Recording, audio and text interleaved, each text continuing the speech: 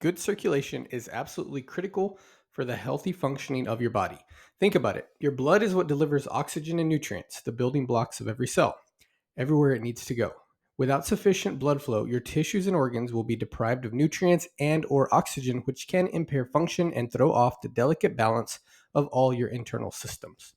Healthy blood flow, on the other hand, keeps all your body's functions operating at optimum capacity. There are a lot of things you can do to improve blood flow in your body, from drinking more water to consuming black and green tea to quitting smoking to taking a cold bath. But the best, most effective solution for improving circulation is always exercise. Exercise boosts your blood flow in a number of ways. It eliminates the fats and cholesterol that accumulate in your bloodstream and harden to plaque, causing arterial narrowing and reducing blood flow.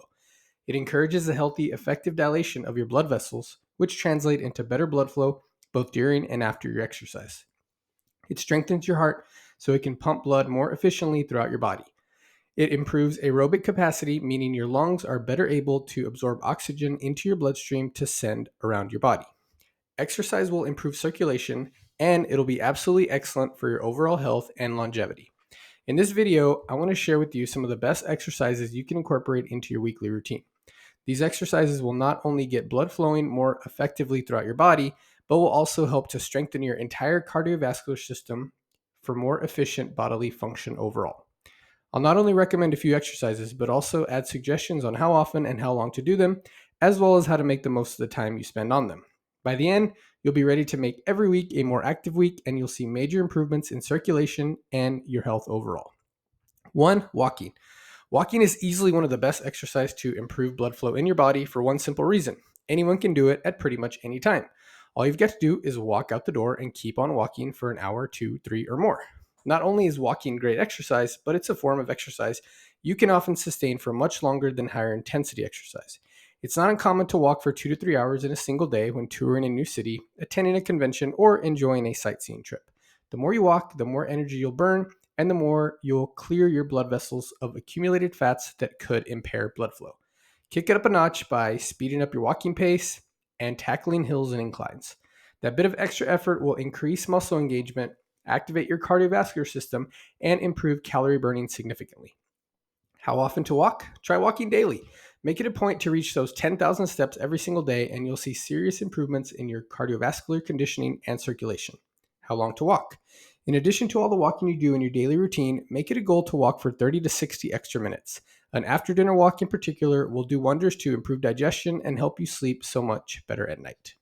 2. Running. Running takes everything good that walking does for your body and kicks it up to the next level. Running may only move your legs, but it improves circulation throughout your entire body. Your heart pumps more effectively, your lungs absorb more oxygen, and your blood vessels dilate to allow for sufficient blood to flow. The result is both enhanced cardiovascular function and a faster metabolism. Yes, running can be challenging at first, but it's well worth the time and effort you invest. Few forms of exercise are as good for your circulatory system as running. How often to run? Try running at least 2 to 3 times per week. Running can be stressful on your joints, so you need to give your body time to recover between sessions. But running every other day will be ideal for pushing your stamina and cardiovascular endurance. How long to run?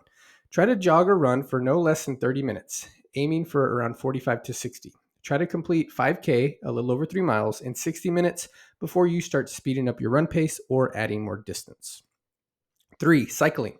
Cycling is another great exercise to improve blood flow in your body. When you're cycling, your legs are pumping up and down, your muscles contracting and relaxing over and over again. This forces your body to send oxygenated blood to your leg muscles, along with burning through fats in order to provide fuel for your exercise. Even though you're sitting down, cycling works your heart and lungs and forces your blood vessels to expand to allow for more blood flow. All of this combined to make for very effectively improving blood flow throughout your entire body. How often to cycle? If you can fit in at least one bike ride per week, you're off to a great start. The more you cycle, the more you'll see improvements in your cardiovascular conditioning. For true effective results, consider cycling to and from work every day, or try cycling between cities, towns on the weekend. How long to cycle? Aim for no less than 30 minutes of cycling to max out the cardiovascular workout and improve circulation, particularly in your lower body. Eventually, as you get fitter, you can add more distance until you're cycling 100 miles in a day. Rowing. Rowing works basically your entire body.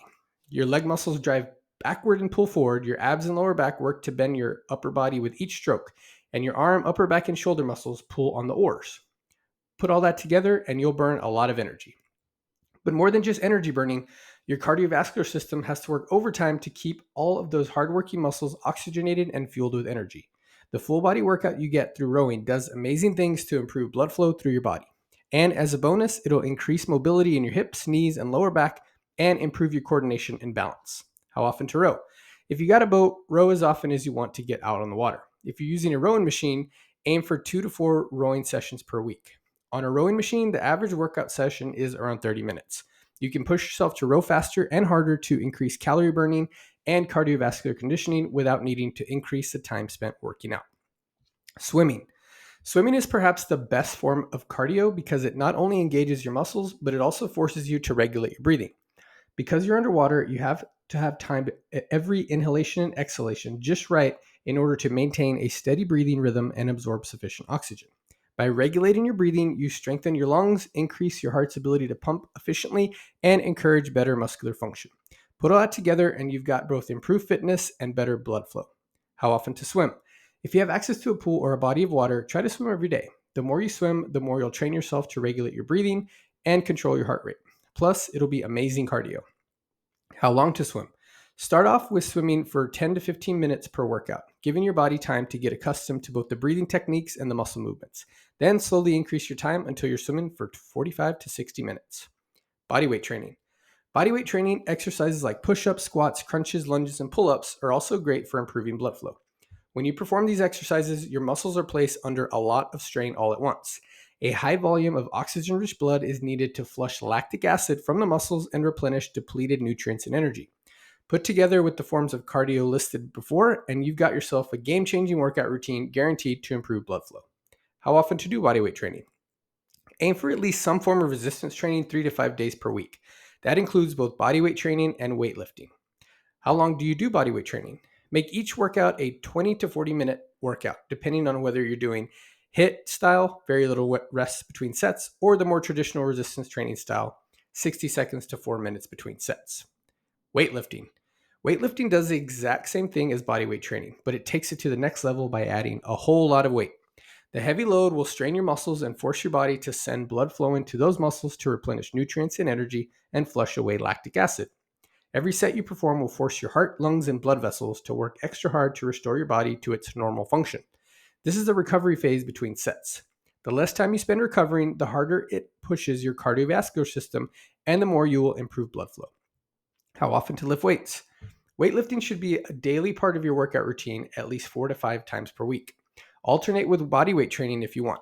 Or if you're using only weights, try focusing on different muscle groups every day so you can train daily while still giving your muscle group the 48-hour rest they need. How long to lift weights? Aim for a 60-minute weightlifting session as the target, but 20 to 30 minutes is a good place to begin. You can shoot for as much as 90 to 120 minutes if you really want to max out the muscle building. Sprint training. Sprint training and all forms of high-intensity interval training is absolutely amazing for your cardiovascular system. During the periods of very high intensity, you are pushing your muscles, lungs, and heart to the limits of their capacity. During the low intensity periods, your heart slows down, your lungs absorb more oxygen, and your blood vessels dilate to increase blood flow. Repeatedly alternating between low and high intensity keeps your cardiovascular system and muscles working hard enough that you can actually increase both aerobic capacity and heart rate. How often to sprint train? Sprint trains 2 to 3 days per week. Your body needs 48 hours to recover from the high intensity, high impact training, so giving yourself a day off for a lower impact workout such as walking, cycling, rowing, or swimming is a smart way to recover between sessions. How long to sprint train? Most sprint training workouts will last between 20 and 30 minutes in total, alternating between periods of full speed sprinting and lower speed walking or jogging to recover. Yoga and Pilates. Both yoga and Pilates provide similar benefits for your cardiovascular system. While neither are very high intensity, they require a consistent output of energy. Your cardiovascular system spends the entire session working to deliver the energy your metabolism produces. The fact that you're pairing the movements with regulated breathing techniques also does wonders to improve your blood flow. The constant rhythmic inhalations and exhalations will ensure the blood your heart pumps is oxygenated to maximum capacity. So your muscles and internal systems get all the oxygen needed to sustain the exertion for long periods of time. How often to do yoga or Pilates? If you can fit it into your day, try to do a yoga Pilates workout every single day. How long? Even just a short 15-minute stretching and mobility session will do wonders to improve circulation. However, the longer workouts, 30 to 60 minutes, will really help you dial in the poses and improve your yoga Pilates specific balance and conditioning. Martial arts. Martial arts have a lot in common with sprint training. Typically, there are long periods of low intensity effort coupled with periods of high intensity effort. Not only are martial arts amazing for burning fat, but they will boost your circulation and help to improve both your cardiovascular and aerobic functions. And as a bonus, they're great for learning coordination, balance, and self control. How often? Unless you're training for a competition, 2 to 3 sessions of martial arts per week is sufficient. How long? Aim for at least 60 minutes, though you'll find that 90 to 120 minutes is a sweet spot to both improving conditioning and learning the techniques of martial arts that you're studying. Dancing. Last but definitely not least, I've got to recommend dancing is one of the best forms of exercise to improve blood flow. Regardless of what type of dancing you do, from salsa dancing to ballroom dancing to hip hop to break dancing, your muscles have to work hard through the sequence of movements you perform. And thus, your heart, lungs, and blood vessels work to keep those muscles fueled up and oxygenated. The fact that you sustain your exertion for long periods means you burn through a lot of calories and maintain elevated cardiovascular activity to improve fitness and circulation. Best of all, it's a whole lot of fun, a workout you'll actually look forward to every time. How often? As often as you can. Put on music to dance to while you're cooking or cleaning. Hit up the clubs on the weekend, take a dance class or two each week, incorporate dancing into your life all day, every day. How long? If you're doing specific lessons, usually 60 to 90 minutes is the ideal duration for you to master techniques and still have the energy to dance hard.